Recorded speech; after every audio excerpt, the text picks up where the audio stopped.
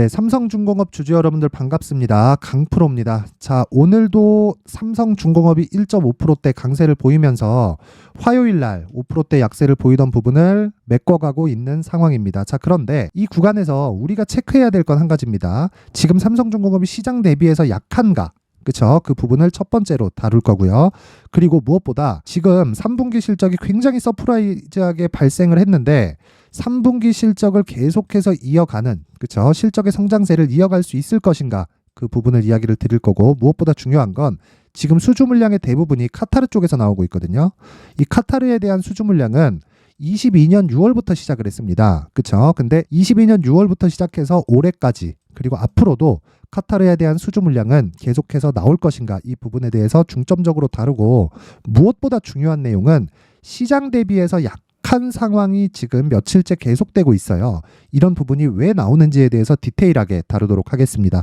자, 시청하시기에 앞서서 구독과 좋아요 부탁드리겠습니다. 그리고 무엇보다 이해하고 가는 게 첫 번째고요. 삼성중공업은 시간 투자를 하는 만큼 돈을, 그쵸? 수익 금액을 키울 수 있는 종목이기 때문에 잘 듣고 이해하셔야 됩니다. 자, 시작하겠습니다. 자, 삼성중공업이 오늘 1.69%대 지금 상승세를 보이고 있고 22평의 저항 구간에 몰려 있습니다. 자, 근데 22평은 일단 돌파한다고 보시면 되고요. 올라가면 62평은 저항을 받을 수 있다, 이렇게 보시면 됩니다. 왜 그러냐면 지금 역배열 구간에 있기 때문이에요. 자, 근데 지금 코스피 코스닥은 지금 현재 12시 반 정도 됐는데 코스피는 1% 정도 상승세를 보이고 있고요. 그리고 코스닥은 0.9%대 상승세를 보이고 있습니다. 시장 대비해서 삼성중공업에 대한 움직임이 그렇게 강하게 느껴지진 않죠. 이런 상황은 왜 나오는 거냐? 삼성중공업은 시장을 약세로 끌고 간 주역이 아니기 때문에 그래요. 자, 시장 대비해서 강했다는 이야기입니다. 대략 한 9월 정도부터의 하락분 있죠. 62평을 이탈한 구간. 이쪽 구간부터는 시장에 대한 영향으로 빠진 거지 삼성중공업의 뭐 어떤 악재가 있거나, 그쵸? 이런 내용 때문에 하락한 게 아니라는 걸로 받아들이시면 되고, 무엇보다도 이번에 발표한 3분기 실적이 굉장히 서프라이즈합니다. 그리고 실적 관련해서 제가 이야기를 먼저 드리면, 자, 보세요. 삼성중공업의 실적표입니다. 우선 장기 적자를 봐왔다는 걸 볼 수 있죠. 그 규모도 어마어마합니다.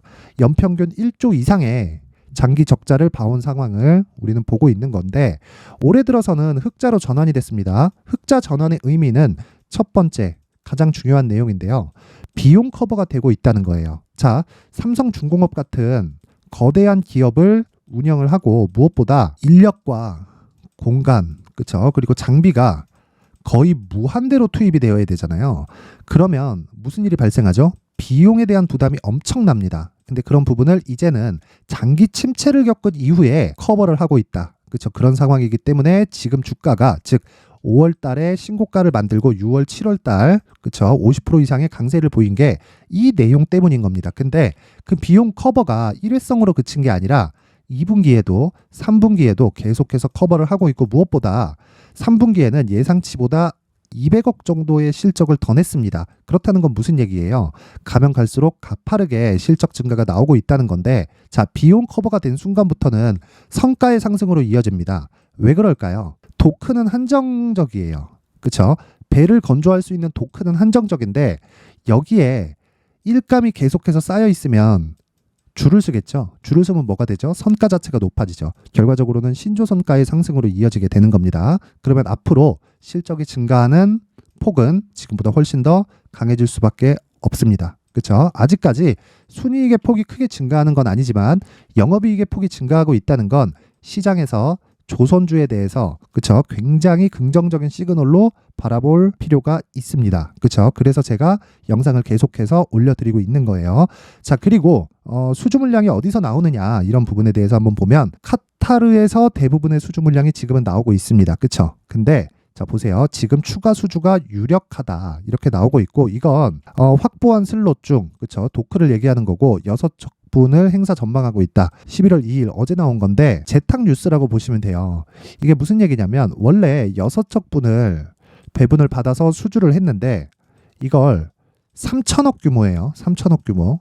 대당 이 규모가, 그러면 6대분을 하면 1.8조 원 규모죠. 그쵸? 이 정도가 분기에 떨어지는 건데 그 이상 나온 겁니다. 뭐에? 3분기 실적이. 그쵸? 자, 요렇게 보면 우리가 이해를 해야 되는 건, 어떻게 이해를 해야 되나요? 지금 이쪽에서 계속해서 수주가 나오는 게 요거예요. 삼성중공업이 건조한 LNG 운반선. 그쵸? 요 내용입니다. LNG 운반선을 왜 지금 계속해서 수주가 이루어지는 걸까요? 친환경에 대한 부분 때문입니다. 규제를 많이 받고 있기 때문이에요. 그쵸? 최종적으로는 탄소 배출을 낮추기 위함입니다. 여기까지가 끝이에요. 그쵸? 근데 이런 것 말고도 기본적으로 퇴역해야 되는 배들은 매년 나옵니다. 그리고 지금까지 장기 침체를 겪고 있는 과정에서 뭐가 있었는 줄 아세요? 경쟁이 있었거든요. 근데 지금은 장기 침체를 겪다 보니까 배를 누가 제일 잘 만들죠? 한국의 조선 3사가 제일 잘 만들죠. 지구상에서. 그런데 그동안 경쟁을 해왔었던 걸 조선 3사만 거의 남았다고 보시면 됩니다. 이제는 더 이상 경쟁자가 없다고 봐도 무방할 정도입니다. 물론 뭐 중국이나 일본 쪽에서 아직 남아있긴 하지만 이 중국의 조선사가 가지고 가는 카타르 수주 물량은 한국의 조선사가 가지고 가는 수주 물량의 거의 10분의 1 수준도 채 안 됩니다. 그렇죠? 그렇게 보면 되고 뭐 밑에 여러 가지 내용이 나오지만 뭐 크게 중요한 내용은 아닙니다. 그냥 수주가 이루어지고 있고 그렇죠? 뭐 몇 척이 나오고 있다. 그리고 어느 정도 규모가 된다. 지금 확정된 내용만 기사가 나온 겁니다. 그리고 요 내용은 제가 지난 영상에 계속해서 다뤄뒀던 거기 때문에 그냥 패스하겠습니다. 자, 그러면 카타르 수주에 대한 이야기를 제가 간단하게 드릴게요. 자, 카타르 수주가 처음 시작된 건 22년 6월 달입니다. 22년 6월 달. 이때 총 발주된 물량이 18척이에요. 근데 삼성중공업이 14척을 수주를 해버렸습니다. 물론 LNG 운반선이고요. 당연히 친환경 선박이죠. 그렇죠?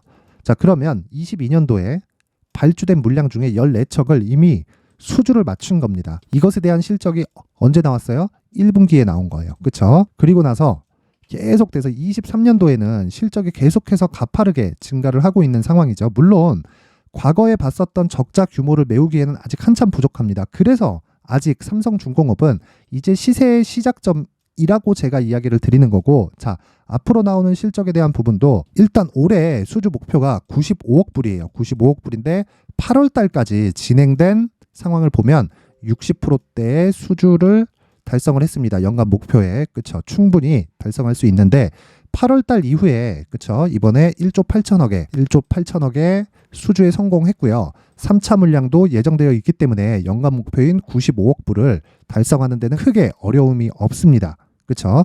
자, 그러면 내용 정리를 한번 해볼게요. 22년 6월 달부터 지금까지 총 수주한 물량은요. 74척 중에 65척이 한국의 조선사에 넘어왔습니다. 그쵸? 나머지는 중국으로 갔어요. 왜? 여기 도크가 없거든 이제. 그쵸? 도크가 가득 찼다는 겁니다. 그럼 바로 성과 상승으로 이어지고 실적의 증가폭은 이제 가팔라지기 시작한 첫 번째 분기라고 보시면 될 것 같아요. 여기가 끝입니다. 더 이상 삼성중공업을 파헤치면서 뭐 어떻게 보고 이렇게 보고 저렇게 보고 할 필요가 없다는 거예요. 그러면 지금부터 뭘 봐야 돼요? 가격을 보는 게 맞다. 근데 왜 이렇게 시장 대비해서 이 최근 들어서 그쵸? 시장은 반등이 빵빵빵빵 나오는데 이건 이렇게 나오지 않는 것일까요? 시장 대비 강했기 때문입니다. 자, 그러면 지금 강세를 보이고 있는 종목은 뭐예요? 어저께부터는 에코프로나 에코프로 BM, 그쵸? 그리고 뭐 포스코 퓨처엠이나, 그쵸? 그리고 완성형 배터리 업체, 그쵸? 완성 배터리 업체가 조금 강세를 보이고 있는데 이쪽은 시장 대비해서 굉장히 약했습니다. 내용을 한번 비교해서 보여드릴게요. 자, SK 이노베이션입니다. 어떻습니까? 자, 비교가 안 되죠. 그쵸? 얼핏 보면 비슷해 보이기도 합니다. 근데 애초에 신고가 구간에 들어가지도 못했고 신고가 이후에 상승세도 그렇게 크지 않았어요. 근데 삼성중공업은 어때요? 이미 신고가를 만들면서 추가적으로 시세를 발생을 시켰는데 62평을 붕괴시킨 것도 SK와 비교를 하면 한참 뒤죠. 그쵸? 그리고 SK 이노베이션은 뭐예요?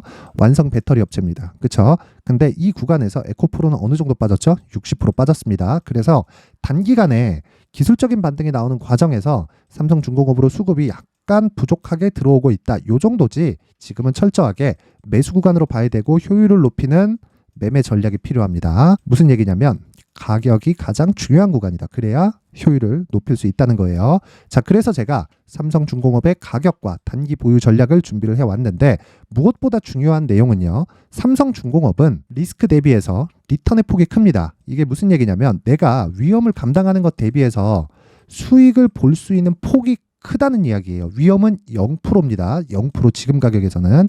왜 그러냐면 주가는 항상 선반영을 해요. 선반영을 하는 과정에서 가격이 먼저 올라간다는 건데 반대로 이걸 뒤집어서 보면 앞으로 나빠질 때는 가격이 먼저 빠진다는 거죠. 그렇죠. 근데 가격이 먼저 빠져서 실제 앞서서 제가 좋은 내용만을 이야기를 드렸는데 혹시라도 제 얘기가 다 틀렸어요. 수주도 다 박살났어. 그래서 실적이 망가져 버립니다. 그럼 망하겠죠.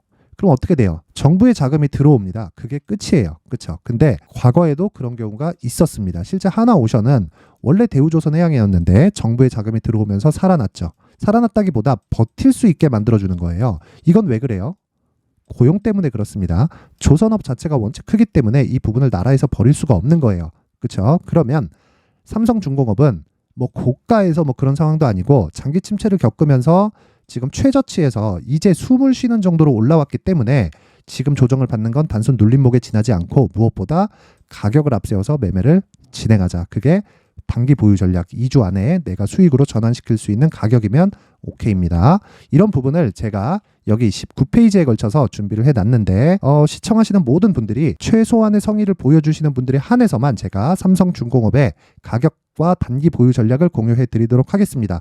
최소한의 성의는 영상 상단에 있는 전화번호로 숫자 3이라고 문자를 보내주시는 분들에 한해서만 제가 삼성중공업의 가격과 단기 보유 전략을 공유해 드리도록 할 테니까 시청해 주시는 모든 분들이 상단의 전화번호 확인해서 숫자 3이라고 문자 보내세요. 자, 그러면 제가 한 분 한 분 빠짐없이 보내드릴 텐데 가장 중요한 게 가격이기 때문에 그렇고요.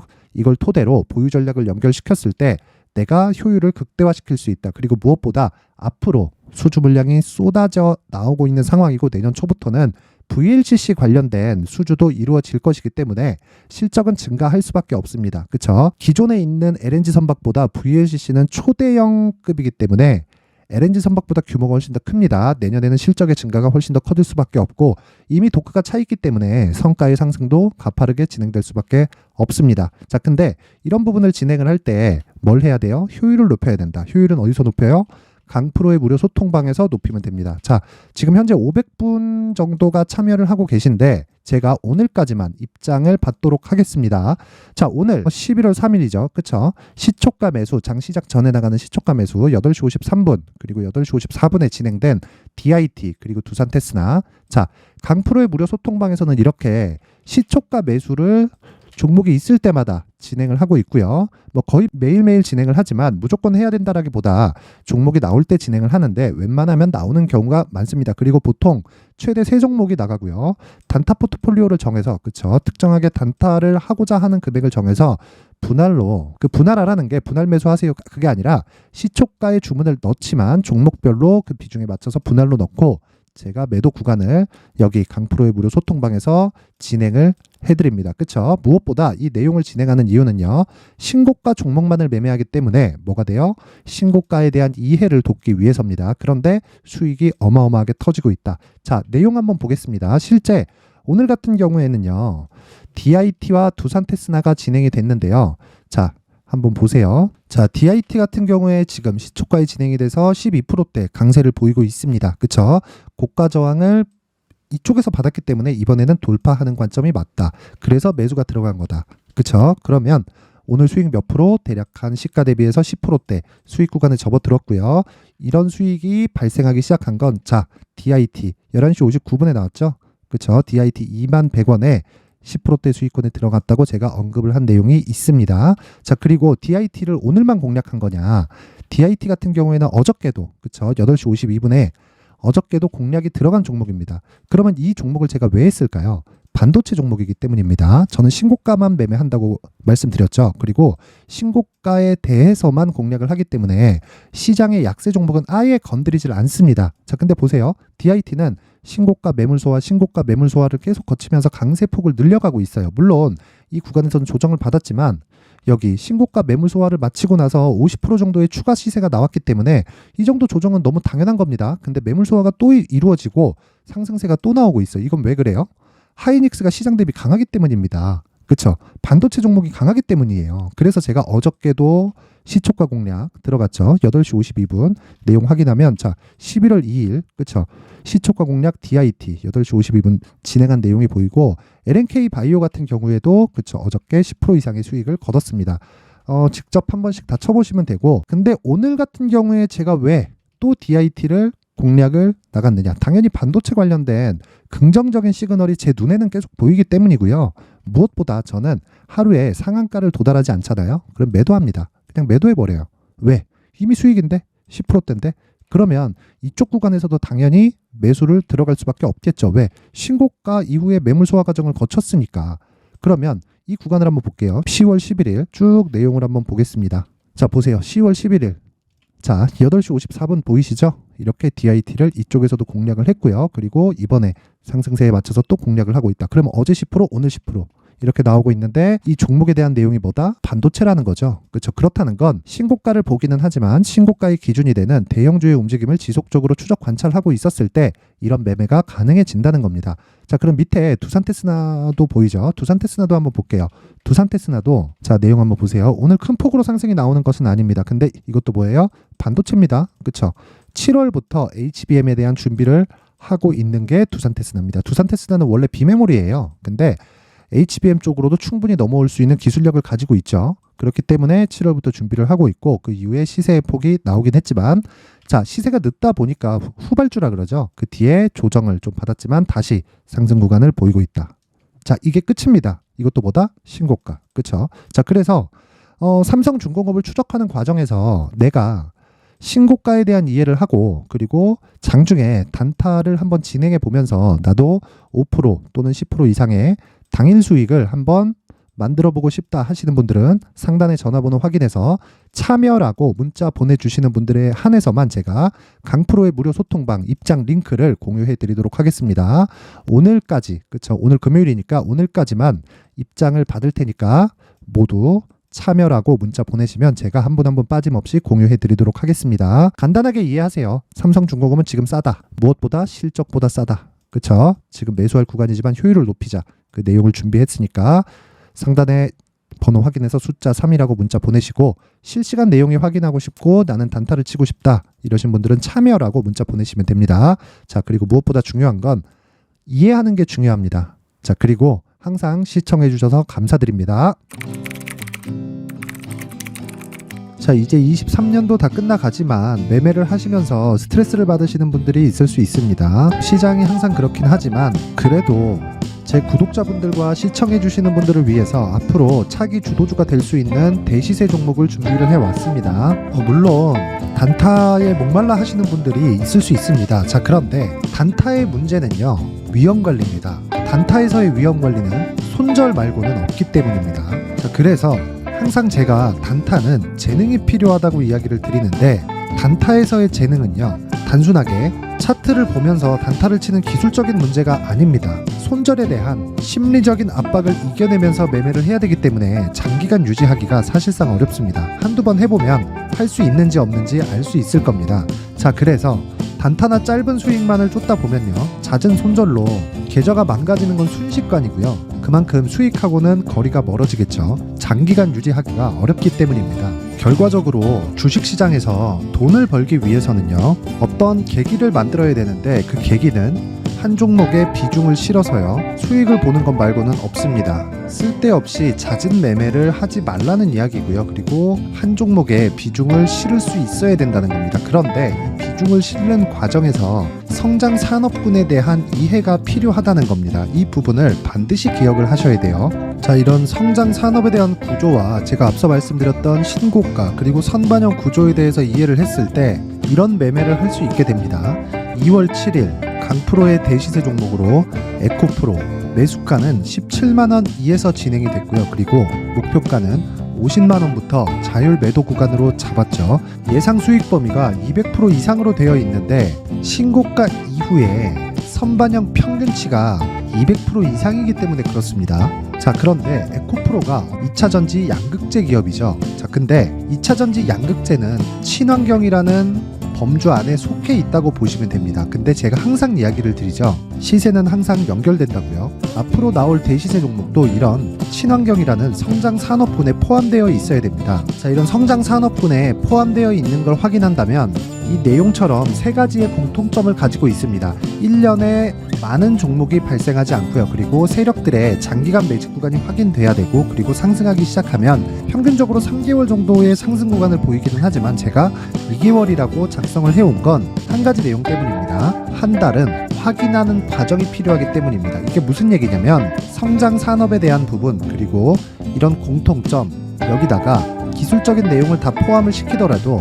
절대적으로 가격이 우선적으로 반영이 되는 것이기 때문입니다. 에코프로도 마찬가지예요. 이런 내용을 토대로 제가 4분기 대시세 종목을 준비를 해왔습니다. 자, 장기간 하락하면서 최악의 국면을 거쳐왔고요.